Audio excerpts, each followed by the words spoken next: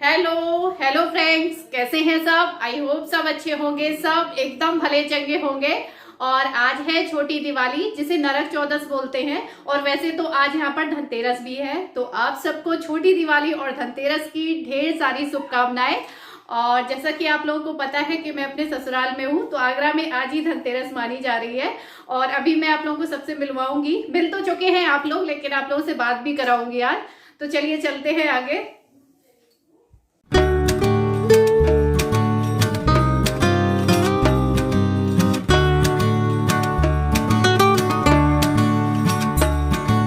तो वीडियो मेरी मॉर्निंग में ही स्टार्ट हो गई थी। यहाँ पर कर रही हूँ मैं छत की क्लीनिंग, और वो हाय हेलो करके मैंने बाद में ऐड किया है नहाने धोने के बाद में, क्योंकि मैं गंदी संदी हो रही थी तो ऐसे अच्छा नहीं लग रहा था हाय हेलो करने में। तो यहाँ पर क्योंकि आज लाइटिंग लग रही है और छत में जितनी धूल मिट्टी है इसको झाड़ू लगा के साफ़ कर रहे हैं। मम्मी भी आ गई हैं कूड़ा निकलवाने के लिए।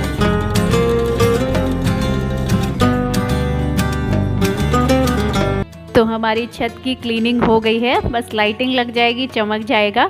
और जितने टूटे पुराने गमले वगैरह रखे हुए थे वो सब साइड से लगा दिए हैं। सबसे पहले तो आप सभी को गुड मॉर्निंग, और उसके बाद आप सभी को मेरी और मेरी फैमिली की तरफ से दीपावली की बहुत बहुत शुभकामनाएं। तो ये है मेरा छोटा भाई, ठीक है, जो कि सभी लोगों को हैप्पी दिवाली। बाकी का इंट्रोडक्शन बाद में दूंगा। एंड ये है लाइटिंग्स, जो कि ये दिल्ली से लेके आया है, चांदनी चौक मार्केट से ना, क्यों, बिकॉज वहाँ पे थोड़ा सा सही पड़ जाता है। तो अभी कुल मिलाकर ये लाया है करीब 15 लाइटिंग्स।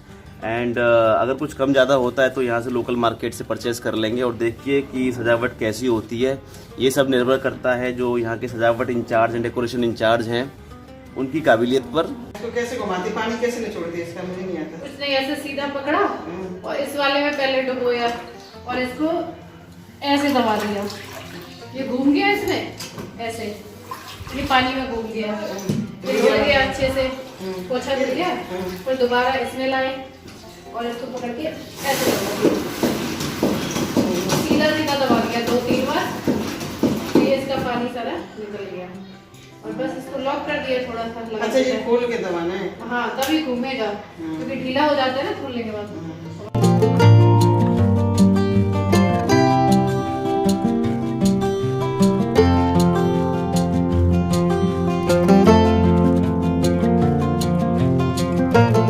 वैसे तो मैं ये ससुराल वाला पूरा घर आप लोगों को दिखा चुकी हूँ। जब मैं पिछली बार आई थी तब मैंने आप लोगों को पूरा घर दिखाया हुआ था। ये हमारे घर का फर्स्ट फ्लोर है। जैसे कोई गेस्ट वगैरह आता है तो फिर यहीं पर बैठते उठते हैं, यहीं पर स्टे करते हैं, और नहीं तो फिर खाली रहता है। सब लोग नीचे ही रहते हैं, अधिकतर कम आते हैं लोग ऊपर। लेकिन आज है छोटी दिवाली तो यहाँ की कर लेते हैं साफ़ सफाई, झाड़ू पोछा वगैरह, क्योंकि यहाँ पे धूल मिट्टी आती रहती है हवा से। और ये ऊपर का जीना है।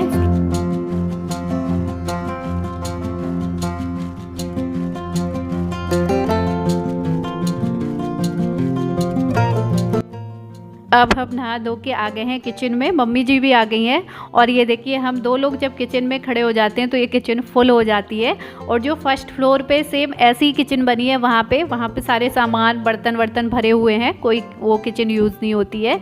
तो वो किचन भी सेम इतनी ही बड़ी है, क्योंकि घर बहुत बड़ा है लेकिन किचन मुझे छोटी ही लगती है। और तो यहाँ पर आज बन गई है, भिंडी की सब्जी बनाई है और मसूर की मैंने दाल रख दी है, जो मसूर की काली वाली खड़ी दाल होती है। और आटे के लिए क्या बोल रही हूँ मैं, रोटी के लिए आटा लगा लेती।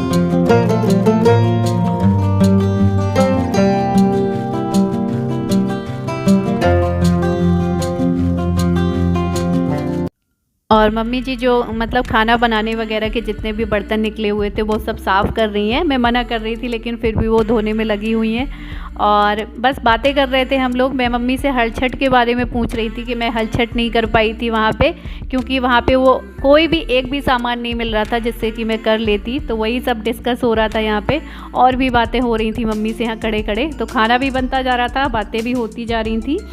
खाना बन के रेडी हो गया है, पापा जी और इन लोगों ने खा लिया है।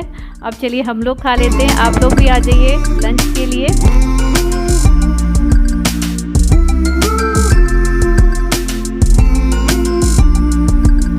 और इस अलमीरा में मेरे कपड़े, साड़ियाँ ये सब रखी रहती हैं। तो मैं मम्मी से अभी चाबी लेके आई हूँ इस अलमीरा की, तो उनको भी नहीं पता है, तो उन्होंने बहुत सारी चाबियाँ पकड़ा दी हैं मुझे, क्योंकि इनमें कोई निशान नहीं है और सारी चाबियाँ एक जैसी हैं। तो इसमें से कह रही थी जो लग जाए वही होगी।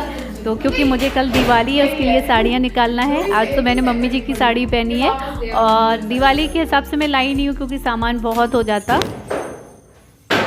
ये देखिए ये किस तरीके से मैं इनको ढक के बंद करके रख गई थी ताकि खराब ना हो। सारी पैक रखी है पूरी अलमीरा मेरी। ये देखिए ये मेरे चढ़ाए वाला पर्स है। चढ़ाए में ऐसी पर्स आते हैं ना, ये शादी का पर्स रखा है मेरा, अभी भी कितना एकदम नया का नया रखा है।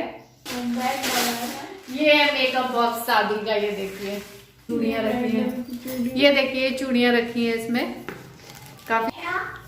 ये देखिए नंदिनी की चूड़ियाँ, ये है नंदिनी। मुझे वैसे चूड़ी बहुत अच्छी लगती है।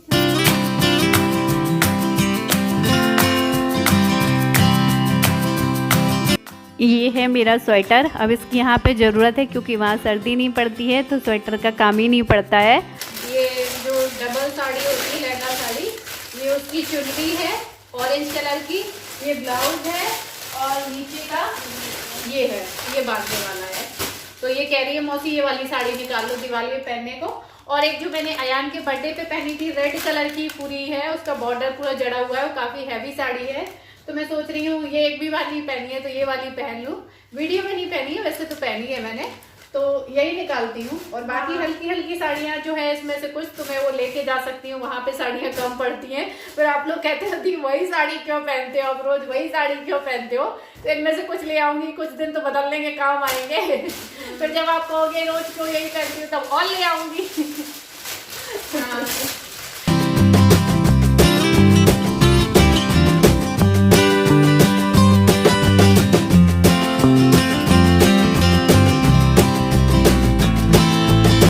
कल के लिए मैंने दिवाली के लिए साड़ी सिलेक्ट करके निकाल ली है और बाकी के साड़ियाँ, कपड़े, सामान में जो करते हो सेट कर देती हूँ।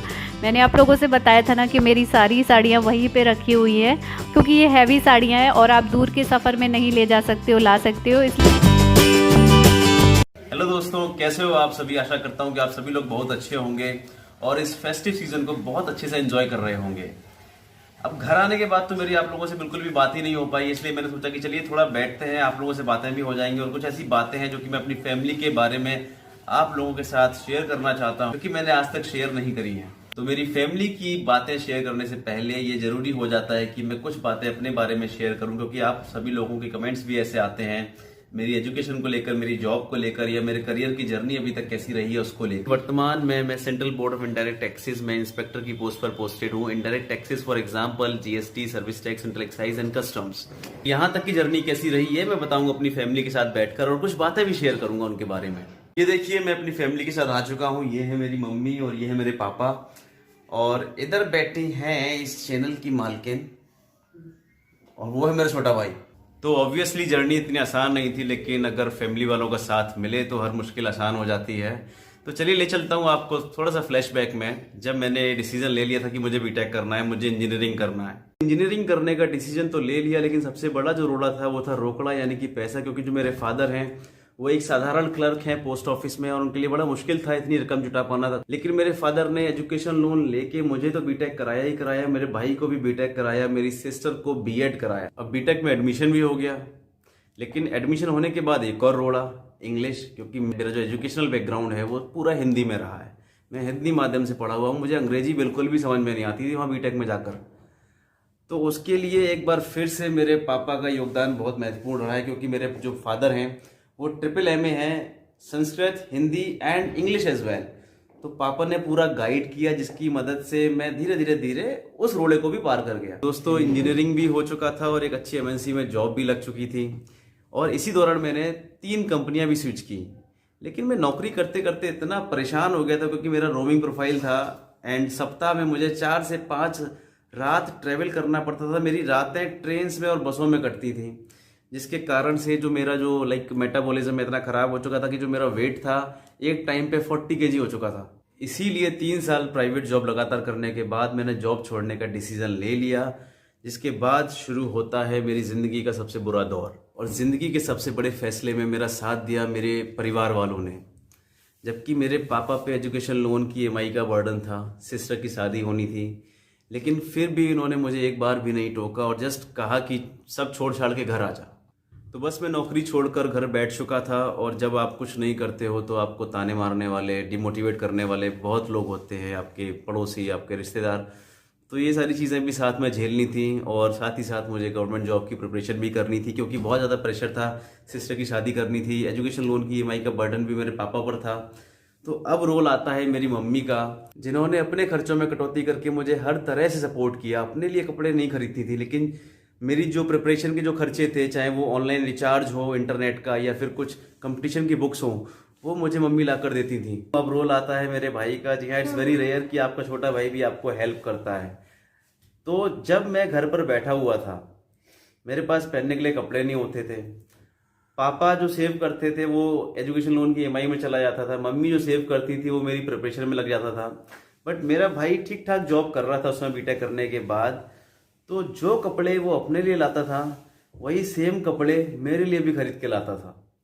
जो चीज़ वो अपने लिए खरीदता था, वही सेम चीज़ मेरे लिए भी खरीद के लाता था। तो देखा दोस्तों, मैंने कहा था ना, अगर आपके परिवार वालों का साथ आपके साथ हो तो आप बड़ी से बड़ी मुसीबत का सामना कर सकते हैं। और इसी का नतीजा है कि मैंने गवर्नमेंट जॉब की प्रिपरेशन किया और मेरा 1 नहीं 2 नहीं 3 गवर्नमेंट जॉब लगा और ये मेरा तीसरा गवर्नमेंट जॉब है। तो पहला गवर्नमेंट जॉब मेरा लगा था फूड कॉर्पोरेशन ऑफ इंडिया में, दूसरा लगा था controller auditor general of India में, और जो तीसरा है वो है central board of indirect and taxes, जहां मैं अभी काम कर रहा हूँ। वीडियो एंड करने से पहले आप सबको दिवाली की ढेरों सारी शुभकामनाएं, और ये दिवाली आप सबकी लाइफ को खुशियों से भर दे।